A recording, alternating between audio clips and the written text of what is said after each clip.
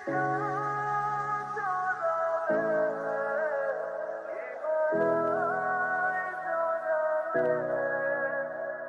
Cameraman, for your kind information, যারা ছবি তুলে তাদেরকে ক্যামেরাম্যান বলে না, photographer. And I am not a photographer. আমার এই ফ্রেন্ডের বিয়েতে আসছিলাম কিছু স্পেশাল মোমেন্ট ধারণ করার জন্য। কিন্তু আমার কেন যদি মনে হচ্ছে আপনার ক্যামেরাতে আমার কিছু ছবি আছে। শিওর? আসলে বিয়ে বাড়িতে তো অনেক মানুষ, অনেক মানুষের ভিড়ে একটা দুটো ছবি হয়তো আপনার থাকতে আচ্ছা একটু দেখি, সমস্যা কি? কারো পারমিশন ছাড়া ছবি তোলা প্রাইভেসি ভায়োলেন্স। ওকে, ডিলিট করে দেন।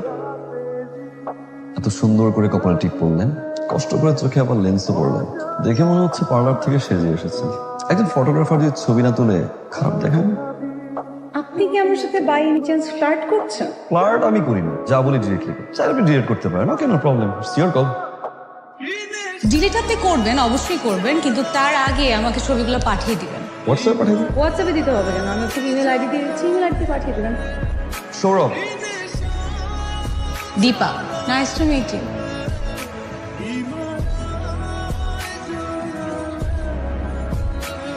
তুমি হেল্প করবে? কি help mister cameraman? Photographer please. যারা ফটোগ্রাফার তা তো শুধু ছবি তুলেই যায়, নিজের ছবি তো আসলে কেউ তুলে দেয় না, তাই বললাম। পারবেন? আবার আমার আপনার ছবি তুলে দিতে হবে? বাবা, আরেকবার বাবা বললাম তো ডেফিনেটলি বিয়ে করে যাবে কোনো ছেলে, যে কোনো ছেলে, আই প্রমিস।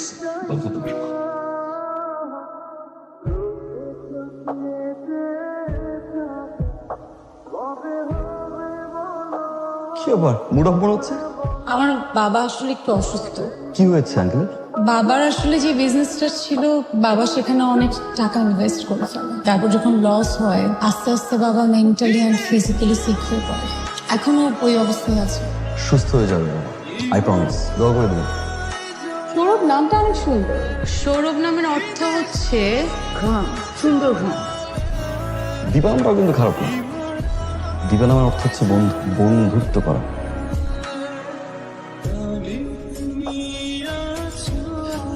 তোমার জন্য। আমার জন্য? হ্যাঁ। কি ফুল এটা? কি ফুল? এটা কৃষ্ণচূড়া। কৃষ্ণচূড়া? তো কৃষ্ণচূড়া ফুল দিয়ে আমি কি করব? কৃষ্ণচূড়া ফুল দিয়ে কি করে? আচ্ছা, কি করে?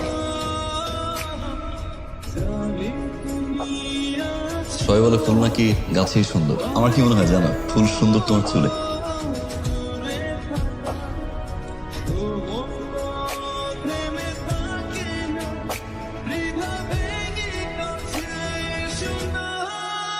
অনেক সুন্দর লাগছে।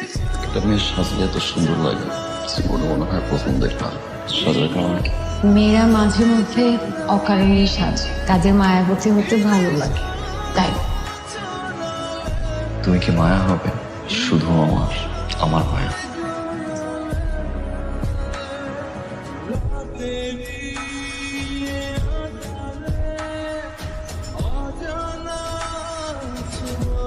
তুমি এখানে কেন? তুমি ফোন দিচ্ছ না, টেক্সট দিতে দিচ্ছ না, তুমি ঠিক আছে? আমি বলছি, আমি ফোনে বলছি, তুমি যাও। আমি তোমার সাথে ফোনে কথা বলছি, যাও। শোনো, আসছে যেহেতু বলো। আমি বলেছিলাম না, বাবা অনেক অসুস্থ। বাবা না হঠাৎ করে অসুস্থ হয়ে পড়ে, বাবাকে হসপিটালেও অ্যাডমিট করতে হয়। আমি আসলে 2 দিন হসপিটালেই ছিলাম। আচ্ছা, তোমার সাথে এখানে কেউ যদি দেখে তাহলে আমার অনেক ঝামেলা হয়ে যাবে। তুমি প্লিজ যাও, আমি তোমার সাথে ফোনে কথা বলবো। তুমি যাও প্লিজ। কালকে নিতে আসো প্লিজ। আমি চেষ্টা করবো।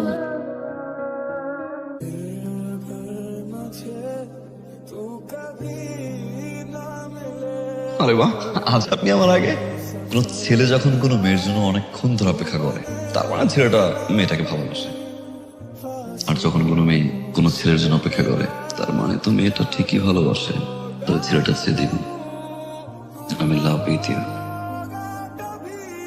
সৌরভ, আমার কিছু কথা আছে। বলো। আমি তোমাকে বলেছিলাম না যে বাবার বিজনেসে অনেক লস হয়, অনেক ঋণ জমা হয়েছে। দিব্যা, আমি এই কথাগুলো জানি তো। না, আরো কিছু কথা আছে। সবকিছু দেখাশোনা করে বাবার বন্ধু আনিস আঙ্কেল। আমি জানি তো। আরো কিছু কথা আছে, তোমার শুনতে হবে সৌরভ। বাবার চিকিৎসার জন্য যত টাকা লাগে সব টাকা আনিস আঙ্কেলেরই দেওয়া, সব সময়ই দেয়। এখন আনিস আঙ্কেল চাচ্ছে তার ছেলের সাথে আমাকে বিয়ে দিতে। বাবাও এতে রাজি। সৌরভ, এমন না যে আমার অমতে রাজি হয়েছে, সবকিছু চিন্তা করে বাবার কন্ডিশন দেখে আমি সৌরভ আমি বাবাকে না করতে পারিনি। সৌরভ আমি তোমাকে পছন্দ করি, কিন্তু আমার বিয়েটা করতে হবে। আমি সরি সৌরভ, পারলে আমাকে মাফ করে দিও। ভালো থেকো।